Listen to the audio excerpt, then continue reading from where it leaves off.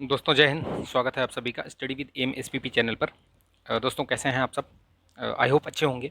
ठीक है, आप लोग, गर्मी बहुत ज़्यादा पड़ रही है तो अपना ध्यान रखिएगा। ठीक है, पानी ज़्यादा से ज़्यादा पीजिए और घर में ही रह के पढ़ाई कीजिए, क्योंकि एक बार तबीयत ख़राब हो गई फिर आपके 5-7 दिन निकल जाएंगे, आपको पता भी नहीं चलेगा। तो चलिए, अगर आप इस चैनल पर नए हैं तो चैनल को सब्सक्राइब कर लीजिए और बेल आइकन जरूर प्रेस कर लीजिएगा ताकि वीडियो का नोटिफिकेशन आपको मिलता रहे। ठीक है, और आप इसको लाइक कीजिएगा। वीडियो बहुत अच्छे अच्छे प्रश्न हैं इसमें। ठीक है, मैं जो ये प्रश्न करवाने जा रहा हूँ, ये सेकंड ये प्रैक्टिस सेट है और इसमें बहुत अच्छे अच्छे क्वेश्चंस दिए हुए हैं। ये प्रभात पब्लिकेशन की ये बुक है ये, और इसमें बढ़िया से क्वेश्चन दिए हुए हैं। जिस तरीके से प्रश्न आते हैं उसी तरीके के दिए हुए हैं। एक आध दो प्रश्न को छोड़कर थोड़े हार्ड, मतलब बहुत ज़्यादा हाई स्टैंडर्ड, थोड़ा अप हो गया है, लेकिन यह है कि ठीक है, कोई नहीं, एक दो क्वेश्चन चलता है। चलिए तो शुरू करते हैं विदाउट एनी डिले। ठीक है, इसको कोशिश करेंगे कि एक ही वीडियो में ये पूरा जो प्रैक्टिस सेट 2 है इसको समाप्त कर दिया जाए। 1 से 1.5 घंटे हो सकता है ये लंबा खिंच जाए थोड़ा वीडियो, तो धैर्य बनाकर इसको देखें और एक बार में ना देख सकें तो 2 बार में देखें। ठीक है, 2 बार में ब्रेक लेकर देखिएगा। चलिए शुरू करते हैं इसको। देखिए इसको, प्रश्न को देखिए, निम्नलिखित में से किस प्रोटीन के कारण रेशम के तंतु उजले चमकदार दिखाई देते हैं? ठीक है, तो इसमें क्या है कि ये फाइब्रिन होता है जो प्रोटीन में, उसी के वजह से ये उजले चमकदार दिखाई देते हैं। नीलगिरी पहाड़ों यानी ब्लू माउंटेन में निम्नलिखित में से कौन सा जनजातीय समूह मुख्य रूप से पाया जाता है? तो टोडा जनजाति वहाँ पे पाई जाती है, ये आपको पता होगा। अगर नहीं पता तो आप पढ़ लीजिएगा उसको, जनजातियों वाला मैंने दिया है एक वीडियो, उसमें वीडियो चैनल पर है अपलोडेड, वो देख लीजिएगा। माइटोकॉन्ड्रिया, ये देखिए आप इसमें इस तरीके के प्रश्न बहुत बार देखे जाते हैं। अभी जो रिसेंट जो पैटर्न है ये इसी तरीके के प्रश्नों का अधिकतर है। ठीक है, लिस्टिंग वाला। तो देखिए माइटोकॉन्ड्रिया क्या करता है भाई, ये एटीपी का निर्माण करता है, यानी ऊर्जा, इसका कोशिका का ये ऊर्जा गृह कहलाता है। क्लोरोप्लास्ट क्या है ये? तो ये प्रकाश संश्लेषण करता है। राइबोसोम क्या है? प्रोटीन संश्लेषण करता है। लाइसोसोम क्या है? ये अंतःकोश की पाचन। ठीक है, एक मिनट, इसको मैच भी करते जाइए। देखिए माइटोकॉन्ड्रिया एटीपी का निर्माण ए का 4, यानी कि ए का 4 ये, तो 2 ऑप्शन आपके खत्म। ठीक है, तो 2 ऑप्शन आपके खत्म हो गए। अब देखिए क्लोरोप्लास्ट क्या है? वो प्रकाश संश्लेषण, यानी ये। तो जैसे ही आप, आपका आंसर ऐसे ही मिल जाएगा। अगर आप 2 मिला लिए, आपने मैच कर लिया 2, तो ऐसे ही आपका आंसर आ जाएगा। अब उसके बाद राइबोसोम प्रोटीन संश्लेषण, और ये लाइसोसोम अंतःकोश की पाचन। ठीक है, चलिए नेक्स्ट देखते हैं। इनमें से कौन भूगोलज्ञ प्रमुख नगर जो प्राइमेट सिटी संकल्पना से संबंधित है? तो ये मार्क जेफरसन है। ठीक है, ये इससे संबंधित है। मार्क जेफरसन किससे संबंधित? ये प्रमुख नगर प्राइमेट सिटी से संबंधित है।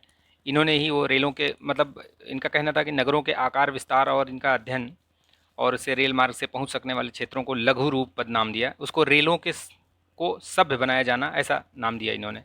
ठीक है, इसलिए इससे ये प्रमुख नगर बोला जाता है। उनकी पहचान जो हुई है सिविलाइजिंग रेल्स करके। ठीक है, रेल की महत्ता के बारे में बताया इन्होंने, तो इसलिए प्रमुख नगर के बारे में बताया गया इसको। ठीक है, तो ये ध्यान रखिएगा।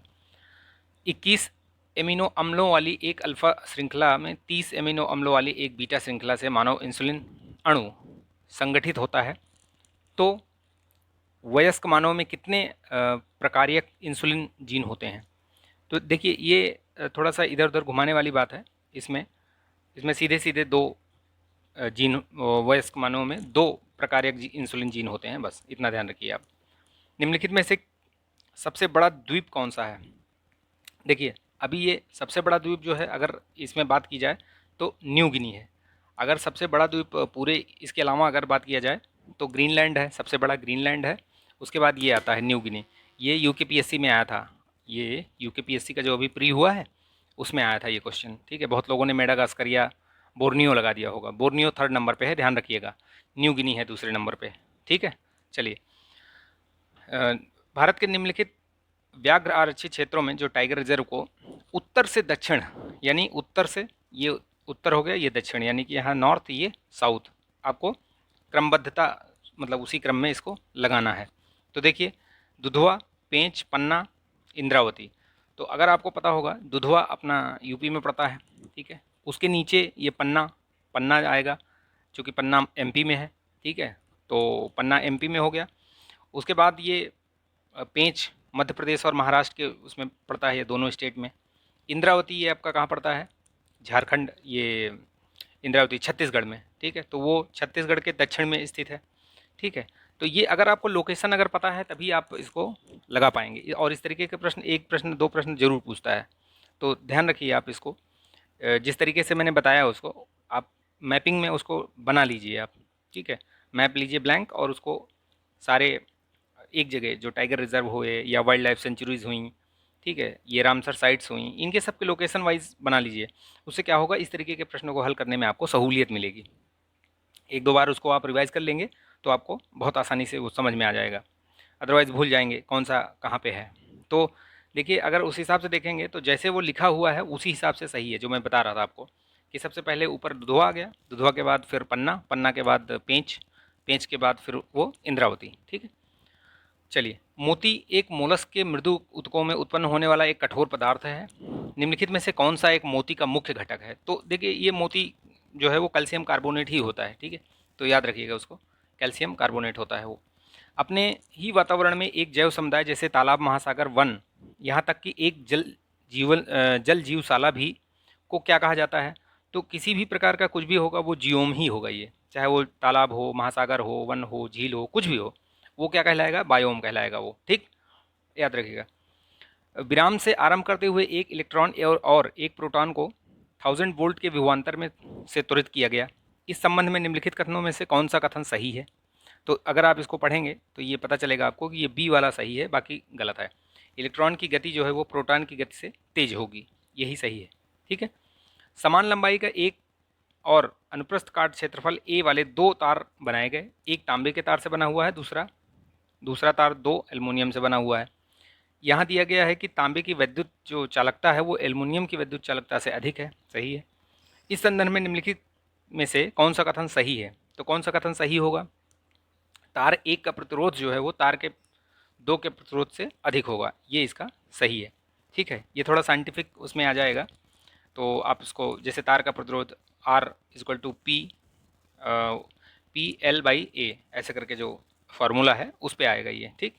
निम्नलिखित में से किसके संदूषण के कारण ब्लू बेबी सिंड्रोम होता है। तो ये नाइट्रेट के कारण होता है, ठीक। याद रखिएगा, ब्लू बेबी सिंड्रोम को और भी एक चीज़ बोलते हैं, क्या बोलते हैं उसको, हीमो नहीं, मेथमोग्लोबिन ग्लोबिमेनिया, ठीक है। ये प्रश्न आया हुआ है यूपीपीसीएस 2021 में, उसमें गलत हो गया था, मेरा भी प्रश्न गलत हो गया था वो, ठीक है। कुछ और ही सोच के लगा दिया था उसको, वो समझ में नहीं आया कि किस रीज़न से क्या होता है वो, ठीक है, थोड़ा घुमा के दिया हुआ था। तो प्रकाश की एक किरण किसी समतल दर्पण पर नहीं अभिलंब के संदर्भ में 40 डिग्री के कोण पर आपतित होती है, ठीक है। जब यह किरण दर्पण से परावर्तित होती है तो इसमें कितने का विचलन होगा। तो जैसे ही आप इसको देखेंगे तो आपको पता चलेगा कि उसमें 100 डिग्री का जो है वो विचलन होगा। ये थोड़ा स्टैंडर्ड टाइप के क्वेश्चन है, इस तरीके के क्वेश्चन यूपीएससी में देखने को तो ज़रूर मिलते हैं। यूपीपीसीएस में अभी तक तो नहीं दिखे मुझे इस तरीके के क्वेश्चन, या हो सकता है कभी पहले पूछे गए हों, ठीक है। लेकिन ये हाई स्टैंडर्ड है थोड़ा, ठीक है। कुछ समय प्रयोग में आने के बाद बड़े ट्रांसफार्मर गर्म हो जाते हैं। तो इसका क्या रीज़न है, क्यों गर्म हो जाते हैं। तो देखिए, ट्रांसफार्मर में धारा जो है वो ट्रांसफार्मर में जो धारा होती है उससे ऊष्मा उत्पन्न होती है, सही बात है। ट्रांसफार्मर में हिस्टेरिसिस हानि होती है, तो ये भी सही है। शीतलन के लिए प्रयुक्त द्रव गर्म हो जाता है, ऐसा नहीं है, इसकी वजह से ऐसा कुछ नहीं है। तो ये 1 और 2 जो है ये सही होगा, इसका आंसर होगा सी, ध्यान रखिएगा। ग्लूकोज के 150 ग्राम में कितने हाइड्रोजन के परमाणु होते हैं। 150 ग्राम में कितने होंगे। तो जैसे ग्लूकोज का मोलर द्रव्यमान कितना कितना होता है, तो 180 ग्राम पर मोल, ठीक है। तो उसको अगर आप जो अभी ये ग्राम ये दिया हुआ है उसके द्रव्यमान, ये इससे अगर इसको 180.16 से डिवाइड करेंगे तो इस तरीके से अगर करेंगे तो आपका आंसर आ जाएगा ये वाला डी, 6.02 इंटू 10⁻²2 इतने हाइड्रोजन के उसमें परमाणु होंगे, ठीक। अवरक्त दृश्य तथा परावैगनी विकिरण प्रकाश के भिन्न गुणधर्म होते हैं। इन विकिरणों ऑब्लिक प्रकाश के संबंध में निम्नलिखित में से कौन सा कथन सही नहीं है। तो कौन सा कथन सही नहीं है, अगर आप इसको पढ़ेंगे तो पता चलेगा आपको कि ये सी वाला गलत है, ये वाला सही नहीं है। ठीक, क्या सही नहीं है? अवरक्त प्रकाश की तुलना में दृश्य प्रकाश की फोटान ऊर्जा अधिक होती है, तो ऐसा नहीं है, अधिक नहीं होती है। ठीक है, कम होती है ऊर्जा। ठीक, याद रखिएगा। एक व्यक्ति किसी घर्षण रहित क्षैतिज धरातल पर खड़ा है। इस धरातल पर एक निश्चित दूरी तक वह कैसे आगे बढ़ सकता है? तो कैसे आगे बढ़ेगा? अगर वो घर्षण रहित है तो चल ही नहीं पाएगा, ना कूद सकता है, ना दौड़ सकता है, ना लुढ़क सकता है। तो कैसे होगा? अगर उसको छींक आती है तब वो आगे बढ़ सकता है। ठीक है, तो याद रखिएगा, तो वो दूरी तय कर सकता है थोड़ा। एक टूटी हुई अस्थि को सही स्थान पर जमा कर रखने के लिए एक सफ़ेद पदार्थ को पानी में मिलाकर बनाया गया। तो ये जाहिर सी बात है, वो कहानी पढ़ेंगे उससे समझ में आ जाएगा कि आप प्लास्टर ऑफ पेरिस की बात हो रही है। हाइड्रोजन सल्फेट आयन तथा जल के बीच अभिक्रिया HSO4 plus H2O is equal to H3O plus ये SO2 आ गया। ये तो इसमें पूछा है कि किस तरीके का ये कार्य करता है। ये इसमें तो क्या कार्य करता है, अम्ल या क्षार या कैसे? तो ये एक क्षार के रूप में कार्य करता है। ठीक है, चलिए। प्रकाशिक यंत्र बनाने के लिए निम्नलिखित में से किस प्रकार का कांच प्रयुक्त होता है? तो ये जो प्रकाशिक यंत्र होते हैं, मैंने एक वीडियो भी बनाया हुआ है इसका, ताबड़तोड़ रिवीजन वाले में है। तो देखिए प्रश्न बनते हैं, मैंने जो टॉपिक्स बनाए हैं ताबड़तोड़ में 20-25 वीडियो बनाए हैं, उसकी प्लेलिस्ट बनी हुई है। अगर आप चैनल पर जाएंगे तो आपको मिल जाएगी, उससे एक प्रश्न हमेशा आपको कहीं ना कहीं देखने को मिलेंगे। ठीक है, तो इसलिए आप उसको ज़रूर देख लीजिएगा। ठीक, तो देखिए इसमें प्रकाशिक यंत्र जो है वो दुर्गलनीय जो कांच होता है ना, इससे बनाया जाता है। ठीक, प्रकाशिक ये वाला प्रकाशिक यंत्र बनाने के लिए। ठीक है, दुर्गलनीय कांच, ये दुर्गलनीय कांच ही है जो है, इसी से बनाया जाता है। चलिए नेक्स्ट देखते हैं। अधिकांश ओजोन गैस लगभग 90% किस वायुमंडल परत में होती है? तो आपको पता है कि भैया ये समताप मंडल में पाई जाती है। ठीक है, स्ट्रेटोस्फीयर जो होती है वहीं पे उसकी सघनता सबसे अधिक पाई जाती है। बायोगैस का मुख्य घटक क्या है? तो बायोगैस का मुख्य घटक मीथेन और कार्बन डाइऑक्साइड होती है। ठीक है, याद रखिएगा, एकदम फैक्चुअल क्वेश्चन है ये सब। ठीक, निम्नलिखित में से कौन सी विशेषताएं ब्रिटिश संविधान से भारत के संविधान में ली गई हैं? तो देखिए कौन कौन सी ली गई हैं, आप उसको पढ़ेंगे तो आपको समझ में आ जाएगा। ठीक है, कानून का शासन लिया गया है। ठीक, विधि निर्माण की प्रक्रिया ली गई है, जैसे यहाँ होता है वैसे वहाँ भी होता है। न्यायपालिका की स्वतंत्रता ये यहाँ से नहीं ली गई है। अगर आपने पढ़ा है मेरा वीडियो, आप पॉलिटी का देख लीजिए, जितने भी वीडियो हैं, 10-12 वीडियो हैं, 15 वीडियो, उनको अगर आप देख लेते हैं तो आपका बहुत सारा क्वेश्चन क्लियर हो जाएगा और बेसिक कॉन्सेप्ट भी क्लियर होगा। संसदीय व्यवस्था जरूर ली गई है वहाँ से। ठीक है, तो 1 2 4 यानी कि इसका ऑप्शन होगा ये। आप बताइए इसमें न्यायपालिका की स्वतंत्रता कहाँ से लिया गया है, किस देश के संविधान से लिया गया है? आप बताइए कमेंट करके, मैंने बता रखा है पहले भी बहुत बार। वर्ष 2016-17 के लिए भारत की विभिन्न बागवानी फसलों के विषय में निम्नलिखित में से कौन सा कथन सही नहीं है? तो ये 2016-17 के बारे में पूछ रहा है, तो कौन सा सही नहीं है? सी, इसमें देखेंगे तो सी सही नहीं है। पिछले वर्ष की तुलना में वर्तमान वर्ष में आलू के उत्पादन के सापेक्ष प्याज उत्पादन में वृद्धि की दर अधिक रही है, तो अधिक नहीं रही है, बस ये ध्यान रखिएगा। देखिए नीचे दिए गए 4 भारतीय राज्यों में से किन 2 राज्यों में से पंचायत चुनाव लड़ने का पात्र होने के लिए कुछ निश्चित न्यूनतम शैक्षणिक अर्हताएं आवश्यक हो? मतलब कहाँ पर रहेगी? अगर आपके पास ये शैक्षणिक न्यूनतम शैक्षणिक अर्हता नहीं है तो आप चुनाव नहीं लड़ सकते पंचायत वाला। तो कौन सा है वो? देखिए हरियाणा और राजस्थान ही है बस, बाकी और कहीं नहीं है। हरियाणा और राजस्थान याद रखिएगा। ठीक है, ये देखिए 2 और 4। ठीक, प्रत्यायोजन के बारे में निम्नलिखित में से कौन सा कथन सही है? तो प्रत्यायोजन के बारे में कौन सा कथन सही है? तो देखिए यह एक जिम्मेदारी का परित्याग है। नहीं, ऐसा नहीं है। इसका अर्थ है निम्नतर प्राधिकारी द्वारा एक उच्चतर प्राधिकारी को निर्दिष्ट अधिकार दिया जाना। ये भी सही नहीं है। यह पर्यवेक्षण और पुनरीक्षण के अधीन है। ये सही है। यह संगठन में प्राधिकार बांटने का एक तरीका है। ये सही है, प्रत्यायोजन। ठीक, याद रखिएगा, तो इसका आंसर होगा सी। ठीक है, चलिए आगे बढ़ते हैं। भारत के संविधान के निम्नलिखित में से किस अनुसूची में प्रत्येक राज्य में से निर्वाचित होने वाले राज्यसभा के सदस्यों की संख्या को निर्धारित किया गया है? तो कौन से अनुसूची में है भैया? चौथी अनुसूची में है। मेरा वीडियो देख लीजिएगा पॉलिटी वाला, मैं बता रहा हूँ कि बहुत सारे क्वेश्चन आपके और बेसिक कॉन्सेप्ट आपका क्लियर हो जाएगा, उसको देख लीजिएगा, प्लेलिस्ट बनी हुई है। किस देश के जनसांख्यिकी लाभांश की घटना किससे संबंधित है? किसी देश की जनसांख्यिकी लाभांश घटना किससे संबंधित है? तो किससे संबंधित हो सकती है? श्रमजीवी काल यानी जो कार्यकारी आयु होती है उसकी जनसंख्या में वृद्धि से, उसी से संबंधित है ये। ठीक है, चलिए नेक्स्ट देखते हैं। निम्नलिखित घटनाओं को भारत के उनके घटने के सुसंगत क्रम में लगाइए। तो महाबलोनिस मॉडल, योजना अवकाश, आवर्ती योजना यानी रोलिंग प्लान। तो देखिए आपको थोड़ा बहुत आपको मालूम होना चाहिए, ये महाबलोनिस मॉडल जो है वो कब लागू हुआ था, तो ये द्वितीय पंचवर्षीय योजना में लागू हुआ था। ठीक है, द्वितीय पंचवर्षीय योजना यानी कि 1956 से लेकर के और 1961 के बीच। ठीक है, तो यानी इसका टाइम पीरियड आपको पता चल गया। योजना अवकाश कब था, योजना अवकाश जो है 1966 सड़सठ से लेकर के 69 तक था, मतलब दो साल लगभग।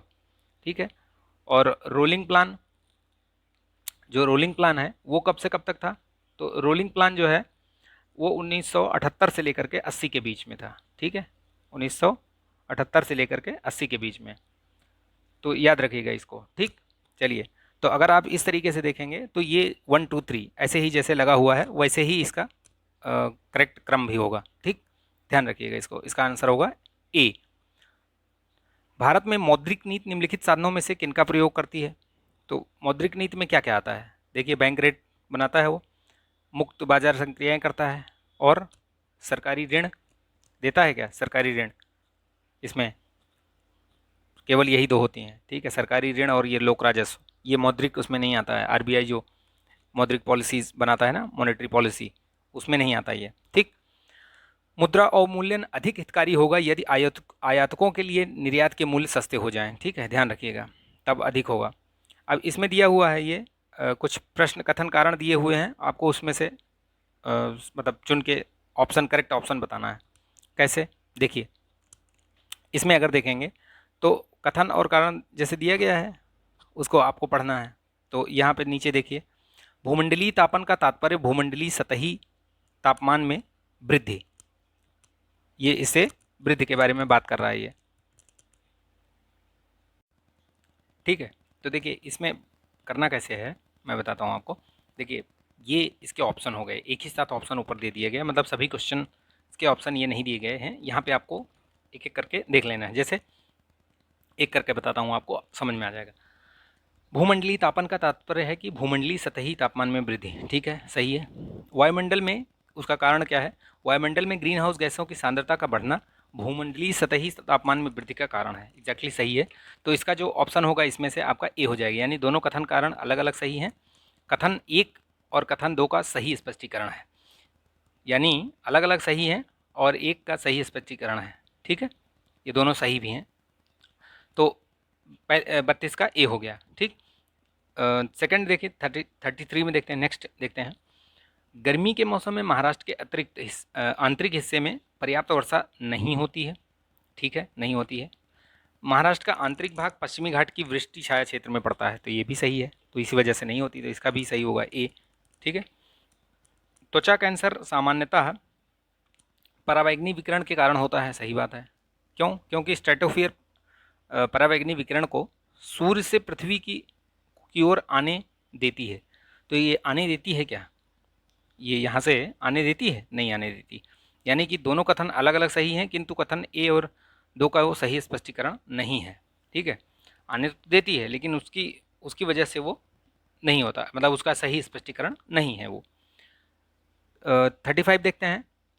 आरंभिक आर्य जो अनिवार्यतः पशुचारी थे ने ऐसी कोई राजनीतिक संरचना विकसित नहीं की थी जिसे प्राचीन या आधुनिक भारत अर्थ में राज्य के रूप में माना जा सके, तो सही है ये। ठीक है, और दूसरा क्या बोल रहे हैं, कारण उसका राजतंत्र वैसा ही था जैसा कि जनजाति मुखिया तंत्र जनजातीय मुखिया के राजन शब्द का प्रयोग होता था, जो मुख्यतः एक सेनापति था और जो अपने लोगों पर शासन करता था, किसी विशेष क्षेत्र पर नहीं। तो ये सही है, दोनों सही है। ठीक है, इसको बड़ा कर लेते हैं यार, भूल गया था मैं। निम्नलिखित में से कौन सा किसान संघर्ष ब्रिटिश अफीम नीति का परिणाम था, तो अगर आप देखेंगे तो इसमें कौन सा परिणाम, ये अफीम नीति का परिणाम था। तो इसमें से ये जो फुलवारी धेवा है ना, ये फुलवारी धेवा लिखा हुआ है। ठीक है, ये फुलवारी धेवा है जो कि अफीम नीति का परिणाम था ये। ठीक, बाकी अलग अलग सब अलग अलग किसान विद्रोह हुए हैं, लेकिन ये अफीम वाले से है। उत्तरकालिक मुगल में सैयद बंधुओं के बारे में निम्नलिखित में से कौन सा कथन सत्य नहीं है, तो कौन सा कथन सत्य नहीं है, देखिए इसमें से कौन सा कथन सत्य नहीं है। इसमें आप 36 वाले में क्या बताया था मैंने, हाँ ठीक है 37, इसमें कौन सा कथन सत्य नहीं है, वे जहांगीर शाह को सत्ता में लाए थे। बिल्कुल नहीं, यही यही आप पहले ही देख लीजिए, ये यही गलत है। ठीक है, जहांदार शाह होना चाहिए ये। ठीक है, चलिए आगे देखते हैं। ये सैयद बंधु के बारे में आपको पता, 1713 से लेकर के 1720 तक मुगल दरबार में इन्हीं का जो है राज चलता था। इनको किंग मेकर भी कहा जाता था। ठीक है, ये हिंदुस्तानी दल के नेता थे। औरंगजेब की जब मृत्यु हो गई तो फिर राजा बनाना बिगाड़ना सब इन्हीं के हाथों में था। ठीक है, ये किंग मेकर कहा जाता है इनको, सैयद बंधु, इनको सैयद बंधु। इनका नाम है एक का अब्दुल्ला खान और एक हुसैन अली। ठीक, तो ध्यान रखिएगा इसको, ये चीज़ भी पूछी गई है, ये प्रश्न भी मतलब आया हुआ है। तो इनका नाम भी अब्दुल्ला खान और सैयद अली, तो नाम भी याद रखिएगा आप लोग। ठीक है, चलिए ये नेक्स्ट देखते हैं क्वेश्चन। फ्रांस की क्रांति का के संबंध में वर्ष और घटना का क्रम देखिए। तो इसमें दिया गया है कि कब कौन सा क्या हुआ था, कौन सा सही सुमेलित है ये बताना है। बाकी सब तो इसमें गलत हैं, सिर्फ एक ही चीज़ है जो सही सुमेलित है, वो है ये जो नेशनल कन्वेंशन हुआ था 1792 में, वही है। ठीक है, एस सुब्बुलक्ष्मी शताब्दी पुरस्कार 2016 की प्राप्तकर्ता तीजन बाई। तो तीजन बाई क्या, तीजन बाई एक पंडवानी, एक पारंपरिक प्रदर्शन कला है, उसकी एक कलाकार हैं ये। ठीक, याद रखिएगा। ईसा पूर्व छठी और चौथी सदी के बीच अशास्त्रीय यानी अपधर्मी, ठीक है, संप्रदाय के संबंध में निम्नलिखित में से कौन सा कथन सही है, सही है और नहीं है, दोनों में बड़ा कन्फ्यूज़न रहता है, तो ध्यान रखिएगा इसमें। अगर आप इसको पढ़ेंगे तो 1 2 4 इसका जो ऑप्शन है वो मतलब ये सही है, ये सही है और ये सही है, ये गलत है। क्या गलत है इसमें देखिए, महावीर की प्रथम महिला से एक बंदी गुलाम महिला बताई जाती है, नहीं ये गलत है। आपने पढ़ा है कि ये जो महावीर की जो पहली वो थी भिक्षु, वो महिला, वो कौन थी वो जो, ठीक है, चलिए तो इसका जो करेक्ट आंसर होगा वो होगा 1 2 4। द सोशल कॉन्ट्रैक्ट ये किसकी है, रूसो की है। ठीक है, किसकी है ये, Rousseau, the social contract. Irom Sharmila ने मणिपुर में निम्नलिखित में से किस राजनीतिक दल की शुरुआत की। तो ये इरोम शर्मिला क्या है, ये अफ्सपा जो है ना, उसके खिलाफ इन्होंने बहुत दिनों तक मतलब एक टाइप से मतलब सत्याग्रह कह सकते हैं आप, कि सत्याग्रह किया था। मतलब ये इनका कहना था कि हटाया जाए, ये अफ्सपा जो है वो ना लागू किया जाए, उसको ख़त्म कर दिया जाए। तो इन्होंने कौन सी पार्टी बनाई, मणिपुर रेजिस्टेंस अलायंस इन्होंने बनाया था। ठीक है, इसको याद रखिएगा। People's regions and justice alliance, क्या कौन सी पार्टी है, पीपल्स रीजन्स रिसर्जेंस है क्या, एंड जस्टिस अलायंस। ठीक है, ए इसका करेक्ट आंसर होगा, ए। ठीक, चलिए नेक्स्ट देखते हैं। निम्नलिखित सूची एक को सूची दो से मिलाना है। देखिए इसमें इस तरीके के प्रश्न बहुत पूछे गए हैं और आप इसको बहुत ध्यान से देखिएगा। एक अगर आप एक दो या पकड़ में आ जाएगा अगर एक दो ऑप्शन, तो आपको पूरा ये सॉल्व करने की ज़रूरत नहीं पड़ेगी। कैसे, देखिए जैसे आप इसमें से देखिए नाथुला, नाथुला आपको पता है कि सिक्किम में है, यानी कि डी का 4, डी का 4 कहाँ है, यहाँ है। ठीक, तो ये दो ऑप्शन आपके ख़त्म, उसको देखना ही नहीं है। अब इसी में देखना है आपको लिपू लेक, लिपू लेक कहाँ है, उत्तराखंड। ठीक है, लिपू लेक कहाँ पे है, उत्तराखंड में है। तो उत्तराखंड यानी कि सी का 2, सी का 2 कहाँ दिख रहा है, ये, यानी कि आपका करेक्ट आंसर हो गया सी। इस तरीके से आप इसको आंसर मतलब एलिमिनेशन मेथड लगा करके आप उत्तर निकाल सकते हैं। ठीक, अभी देखिए जैसे जोजिला भी देख लीजिए, सिपकिला तो ये आपका यहाँ हो गया। ठीक है, जोजिला आपका यहाँ हो गया जम्मू कश्मीर में, और सिपकिला हिमाचल में। तो याद रखिएगा इसको, इस तरीके के प्रश्न बहुत बार पूछे गए हैं। निम्नलिखित यहाँ पे देखिए फिर सूची एक को सूची दो से मिलाइए। ठीक है, इसमें फिर से वही, तो थोड़ा छोटा कर लेते हैं, आपको दिखेगा। देखिए NH2, NH2 कहाँ है, NH2 ये दिल्ली को कोलकाता से जोड़ता है। NH2 दिल्ली टू कोलकाता कहाँ पे है ये देखिए, ये यहाँ पे दिल्ली टू कोलकाता, यानी कि A का 3 ये हो गया, दिल्ली आगरा, ये वाला जो है ना। ठीक, याद रखिएगा। NH4, NH4 कौन सा है, NH4 आपका ये NH4 यहाँ पे है, ये वाला जो वाराणसी जबलपुर, ये कन्याकुमारी, नहीं ये तो NH7 है। ठीक है, ये C वाला NH7 है।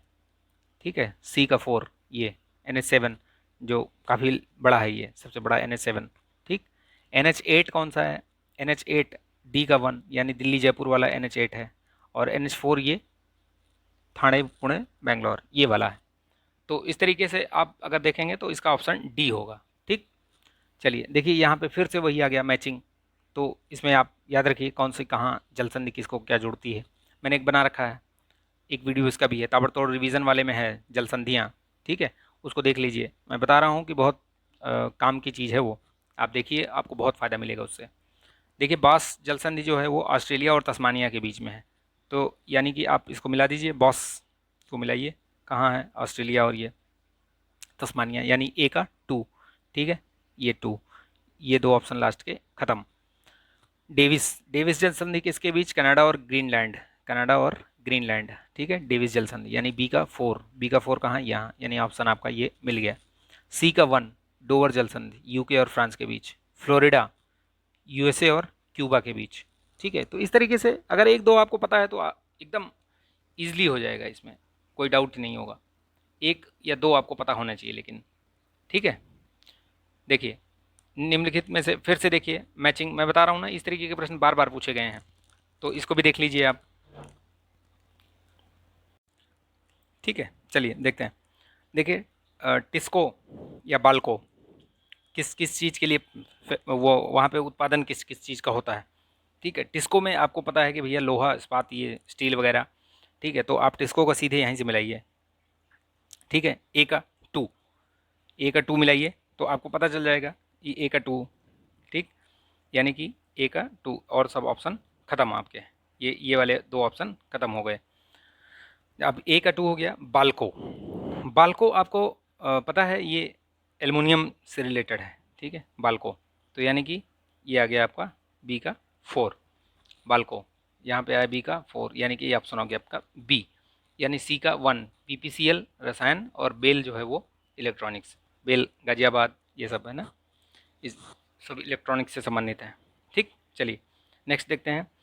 एक कार्बन क्रेडिट को किसके तुल्य माना जाता है, तो एक जो कार्बन क्रेडिट होता है वो 1000 किलोग्राम के उस पर माना जाता है इसको, 1000 किलोग्राम कार्बन डाइऑक्साइड पे माना जाता है इसको, ठीक है।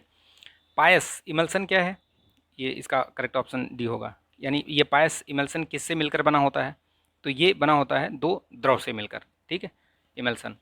पराशब्द तरंगें उत्पन्न करने के लिए किसे प्रयुक्त किया जाता है, तो ये पराशब्द तरंगें जो है वो किससे उत्पन्न होती हैं, दाब विद्युत पदार्थ से, ठीक है, सॉरी, ये देखिए सी इसका आंसर होगा। स्वास्थ्यकर भोजन लेने वाले एक स्वस्थ मनुष्य का मूत्र जब फर्श पर गिरता है तो इससे निम्नलिखित में होने वाली दुर्गंध मुख्यतः निम्नलिखित में से किसके जीवाणुविक अपघटन के कारण होता है, किसके कारण होता है, तो आप देख लीजिए इसमें किसके कारण होता है, आपको आइडिया लग जाएगा थोड़ा सा अगर आप ध्यान से देखेंगे तो। यूरिया का अमोनिया में परिवर्तित होता है इसीलिए वो इसमें लाने लगती है, ठीक है। निम्नलिखित में से कौन सा रेडियो एक्टिव पदार्थ मानव शरीर में भोजन श्रृंखला के माध्यम से प्रवेश करता है और कई शारीरिक क्रियात्मक विकार उत्पन्न करता है, तो इसमें से आप ये जो स्ट्रॉन्सियम है, सीजियम है, आयोडीन 31 है, ये सारे जो हैं भोजन के माध्यम से इसके मनुष्य के शरीर में प्रवेश करते हैं और बहुत सारे शारीरिक विकार उत्पन्न करते हैं, तो इसका जो करेक्ट आंसर होगा वो होगा डी। चलिए, एक व्यक्ति एक पिंड को किसी क्षैतिज घर्षण रहित समतल पृष्ठ पर फेंकता है, यह देखा गया कि इस पिंड पर दो बल कार्य करते हैं। कौन कौन से दो बल कार्य करेंगे इसमें, तो इसमें जो बल कार्य करेगा वो पिंड स्थिर वेग से चलेगा एकदम, क्योंकि वो घर्षण रहित है, तो बस जिससे फेंक दिया जाएगा वो उसी स्पीड से चलता रहेगा, कोई इस पर मतलब पिंड स्थिर चाल से ही चलता रहेगा, स्थिर वेग से, ठीक है। समुद्र का जल, यानी इसका जो आंसर होगा वो होगा डी। समुद्र जल का विलवणीकरण उत्क्रमित परासरण यानी जो रिवर्स ऑस्मोसिस बोलते हैं प्रयोग के द्वारा किया जाता है। विलयन पर प्रयुक्त दाब होता है, तो वो दाब कैसे होता है, कम होता है, ज़्यादा होता है, कैसे होता है वो होता है परासरण दाब से अधिक होता है, ठीक, याद रखिएगा इसका आंसर हो जाएगा ए, ठीक है। चलिए आगे बढ़ते हैं। ये जेरिस्केपिंग, जेरिस्केपिंग किससे संबंधित है, ये जेरिस्केपिंग क्या है, ये जेरिस्केपिंग है जल बचाव से संबंधित, ये भू सुदर्शनीकरण ये बोलते हैं ना इसको, वो है ये जल बचाव, ठीक। निम्नलिखित कथनों पर विचार कीजिए, इसमें अगर विचार करेंगे आप तो आपको मिलेगा कि पूछा क्या है कि कौन सा निम्नलिखित में से कौन सा कथन सही है, तो अगर आप इसको पढ़ेंगे तो आपको पता चलेगा कि इनमें से 2 और 3 सही हैं, पहला गलत है, चौथा गलत है, पहला गलत है, बाकी 2 और 3 ठीक है, ठीक है, इसको आप पढ़ लीजिएगा एक बार, बहुत बड़ा है। निम्नलिखित में से किस बहुलक में ग्लूकोज एकक नहीं होते, तो किस में नहीं होते भैया? रबड़ में ग्लूकोज के एकक नहीं होते, बाकी तो सब में ही हैं। ठीक है, ग्लाइकोजन में है, सेलुलोज में है, स्टार्च में है, बट रबड़ में कहाँ से आ जाएगा? रबड़ में नहीं आता। ठीक, याद रखिएगा। डी, निम्नलिखित तापमान प्राप्त करने के लिए जूल थॉमसन प्रक्रम अत्यधिक उपयोगी तथा मितव्ययी है। यह प्रक्रम किस श्रेणी से में आता है? जो ये बताया गया है जूल थॉमसन प्रक्रम, ये किस श्रेणी में आएगा? ये तो ये रुद्धोष्म प्रक्रम में आएगा। ठीक, याद रखिएगा। ताजे घाव के लिए आयोडीन का टिंचर इससे तैयार किया जाता है। तो ये क्या होता है? ये एसीटोन होता है। ठीक है, याद रखिएगा। आयोडीन का जो टिंचर होता है उसमें प्रतिरोधी क्षमता होती है, उसको एसीटोन, मतलब उसमें एसीटोन नहीं होता है। पूछा है कि इसमें क्या नहीं होता है, तो एसीटोन नहीं होता है, बाकी तो जल होता है, अल्कोहल होता है, और ये पोटेशियम आयोडाइड होता ही है, KI बोलते हैं ना उसको। ठीक, तो एसीटोन उसमें नहीं पाया जाता, बाकी है, बाकी सब पाया जाता है। ठीक है, चलिए देखते हैं। भारतीय संविधान में गारंटीड मूल अधिकार निलंबित किए जा सकते हैं, तो किसके द्वारा किए जा सकते हैं? गारंटीड किसके द्वारा होते हैं ये? तो जब राष्ट्रीय आपातकाल होता है, आज ही मैंने एक आपातकाल पे वीडियो बनाया है, उसको जरूर देखिएगा आप। ठीक है, आपका आपात से संबंधित कोई भी प्रश्न गलत नहीं होगा। आपने अगर उस वीडियो को 2 बार देख लिया, समझ लिया बातों को, तो आपको एकदम से मतलब आपका जो कॉन्सेप्ट है वो क्लियर हो जाएगा और कोई भी प्रश्न आपका गलत नहीं होगा। तो ठीक है, इसका आंसर होगा ए। चलिए नेक्स्ट देखते हैं यहाँ से। 73वें और 74वें संविधान संशोधन अधिनियम के विषय में निम्नलिखित में से कौन सा कथन सही है? तो इसमें से कौन सा कथन सही है? आप देखिए इसमें से कौन सा कथन सही है। तो ये 2 और 3 सही है। ठीक है, बाकी पहला वाला गलत है। ठीक, याद रखिएगा, इसको बी होगा इसका आंसर। निम्नलिखित विधेयकों में से किसे या किन्हें पारित करने के लिए संसद के दोनों सदनों के बीच गतिरोध को सुलझाने हेतु संसद की संयुक्त बैठक की आवश्यकता ली जाती है? यानी इनका कहना है कि संयुक्त बैठक जो है वो किसके लिए की जा सकती है, किस अधिनियम के लिए? तो धन विधेयक के लिए की जा सकती, क्या नहीं की जा सकती? सांविधिक जो संविधान संशोधन होता है की जाती है, नहीं की जाती। तो मात्र एक साधारण विधेयक है जिसके लिए संसद के दोनों सदनों की बैठक की जा सकती है, संयुक्त बैठक। और किस अनुच्छेद के तहत? वो अनुच्छेद 108 में दिया गया है। ठीक है, संयुक्त जो बैठक होगी उसकी अध्यक्षता कौन करता है? उसकी अध्यक्षता करते हैं लोकसभा के जो अध्यक्ष होंगे। ठीक, वही करते हैं। भारत के राष्ट्रपति द्वारा निर्वाचित एक निर्वाचक मंडल द्वारा किया जाता है। यह निर्वाचक मंडल निम्नलिखित में से किनके निर्वाचित सदस्यों के मिलकर बना होता है? तो भैया जो संसद के दोनों सदस्य हैं उनके निर्वाचित सदस्य और राज्यों की विधानसभा के निर्वाचित सदस्य, इन्हीं से मिलकर इनका एक निर्वाचक मंडल बनता है। और ये NCT दिल्ली और पुदुचेरी की विधानसभा है। तो ये इनका जो प्रेसिडेंट का जो इलेक्टोरल ये होता है ना, मंडल होता है, वो इन्हीं से मिलकर बना होता है।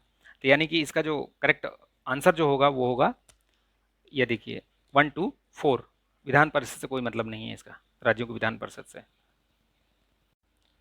ठीक है, इसमें आज हम 75 प्रश्न देखेंगे और नेक्स्ट पार्ट में 75 प्रश्न, 150 प्रश्नों को पूरा कर देंगे। ठीक है, एक बार में बहुत लंबा हो जाएगा वीडियो। देखिए, निम्नलिखित में से कौन सा कथन सही है? तो कौन सा कथन इसमें से सही है? आप देख लीजिए, इसको पढ़िए। राज्य के नीति निषेधक तत्व भारत में सामाजिक और आर्थिक लोकतंत्र को बढ़ावा देते हैं। ठीक है, तो ये तो सही है, बढ़ावा देते हैं। भारत के संविधान के भाग 3 में प्रतिष्ठापित मूल अधिकार आमतौर पर यथोचित निर्बंधनों के अधीन है, बिल्कुल सही है। धर्मनिरपेक्षता किसी भी देश के संविधान की मूल विशेषताओं में से एक है, ऐसा थोड़ी है। ठीक है, सभी का थोड़ी है धर्मनिरपेक्षता, ये तो भारत में है मूल विशेषताओं में। ठीक, तो यानी कि इसका जो आंसर होगा वो क्या होगा? सी। ठीक है, याद रखिएगा इसको। भारत के संविधान के उपबंध के अधीन अनुसूचित जातियों तथा अनुसूचित जनजातियों के बारे में निम्नलिखित में से कौन सा कथनों पर विचार कीजिए। अब बताना है इसमें से कौन सा कथन सही है, या जो भी पूछा है, क्या पूछा है, गलत पूछा है, सही पूछा है? सही पूछा है। ठीक है, तो देखिए इसमें से क्या सही होगा। इसमें से ये चारों सही होंगे, आप पढ़ लीजिएगा इसको। मैं इसको यहाँ होल्ड कर देता हूँ, आप इसका स्क्रीनशॉट लेकर पढ़ सकते हैं या वीडियो को पॉज करके पढ़ लीजिए। ठीक है, तो इसमें ये चारों कथन सही हैं, जो लिखा हुआ है चारों कथन सही हैं। इसका आंसर होगा डी। ठीक है, भारत के संविधान के अनुच्छेद 21 के अंतर्गत आते हैं, क्या आते हैं? ट्रांसजेंडरों के अधिकार आते हैं, बिल्कुल आते हैं। क्रैनियोपैगस जुड़वाओं के अधिकार आते हैं, सही है।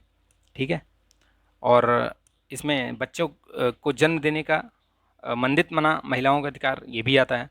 तो ये सारे ही आते हैं, ठीक है, याद रखिएगा इसको।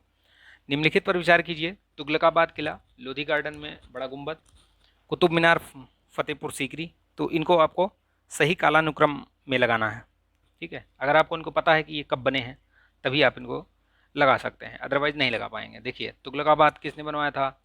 तुगलकाबाद सबसे पहले, ये चीज़ें मतलब आपको किसके काल में घटित हुई हैं उससे अगर पता चलेगा तभी। गयासुद्दीन तुगलक ने बनवाया था, उसके मतलब मोहम्मद बिन तुगलक ने, ठीक।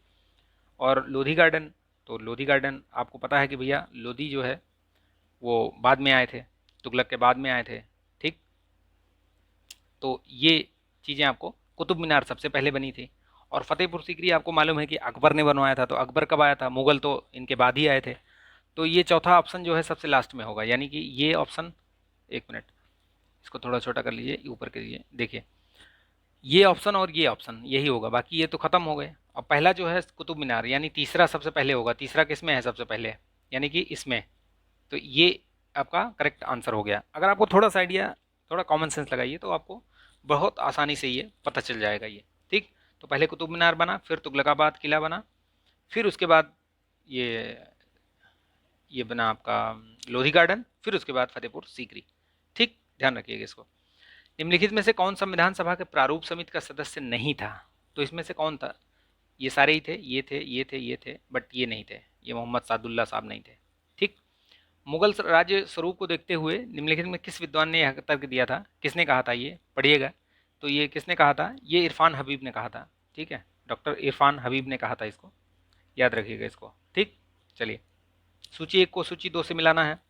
तो इसमें जब मिलाएंगे तो इसमें मिलाने के बाद आपको पता चलेगा कि ये जो है ए वाला, यानी कि एक दूसरे के सही है, वो सही मिलाए गए हैं। सामने सामने जो लिखा हुआ है सही लिखा हुआ है। क्या लिखा हुआ है देख लीजिए, पढ़ लीजिए एक बार, देखिए थोड़ा बड़ा कर लेते हैं।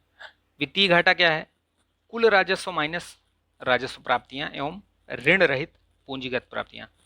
राजस्व घाटा क्या है? राजस्व व्यय माइनस राजस्व प्राप्तियां, तो वो राजस्व घाटा हो गया। प्रभावी राजस्व घाटा क्या है? राजस्व घाटा माइनस पूंजीगत परिसंपत्तियों के सर्जन हेतु अनुदान। प्राथमिक घाटा क्या है? वित्तीय घाटा माइनस ब्याज भुगतान। तो ये हो गया आपका वित्तीय घाटा, प्राथमिक घाटा, ठीक। चलिए नेक्स्ट देखते हैं क्वेश्चन। आज 75 क्वेश्चन ही करवाऊंगा, ठीक है, क्योंकि बहुत बड़ा हो जाएगा वीडियो।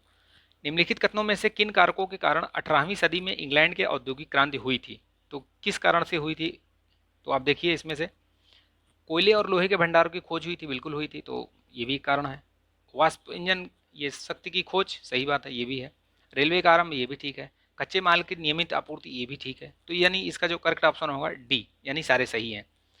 निम्नलिखित सूची मतलब 1 को 2 से मिलाना है। देखिए तो इसमें क्या क्या है, आप इसको मिलाइए। थोड़ा छोटा करते हैं तो ऑप्शन दिखेगा आपको, ठीक, दिख रहा है, ये देखिए, ठीक है।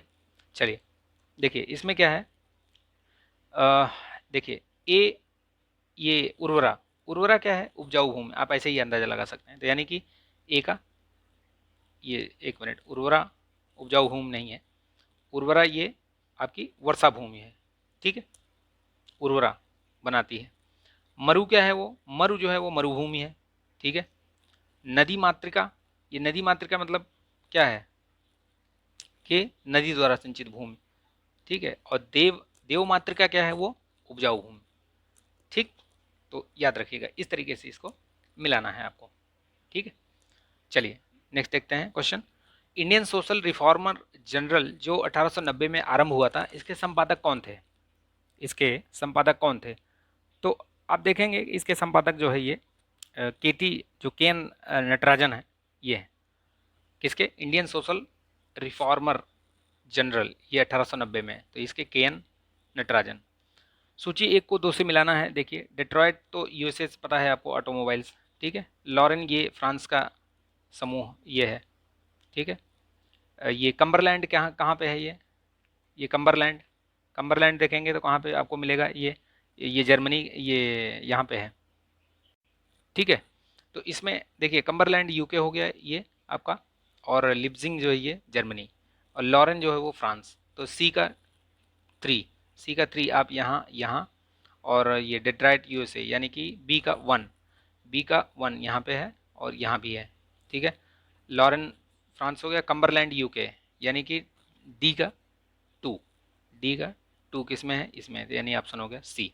ठीक, इसी तरीके से मिला लीजिए आप। भारतीय प्रायद्वीप पठार के बारे में निम्नलिखित में से कौन से कथन सही हैं? तो क्या बोल रहा है ये देखिए, कथन देख लीजिए। कथन देखिए, कथन देखने से आपको पता चलेगा कि इसमें से कौन सा सही है कौन सा गलत है। तो ये जो 1, 3, 4 है वो सही है, ठीक। बाकी जो दूसरा है वो गलत है, ठीक है। याद रखिएगा इसको, इसका आंसर हो जाएगा बी, यानी 1, 3, 4। लोकसभा द्वारा पारित किसी धन विधेयक को राज्यसभा द्वारा कितने सप्ताह तक रोक कर रखा जा सकता है? तो भैया 2 सप्ताह से ज़्यादा नहीं रोक सकते उसको, ठीक है। याद रखिएगा इसको, 2 सप्ताह से अधिक उसको नहीं रोका जा सकता। तो धन विधेयक किस अनुच्छेद में दिया गया है, उसकी परिभाषा किस में दी गई है? तो अनुच्छेद 110 में, याद रखिएगा। वार्षिक वित्तीय विवरण 112, अनुच्छेद 112।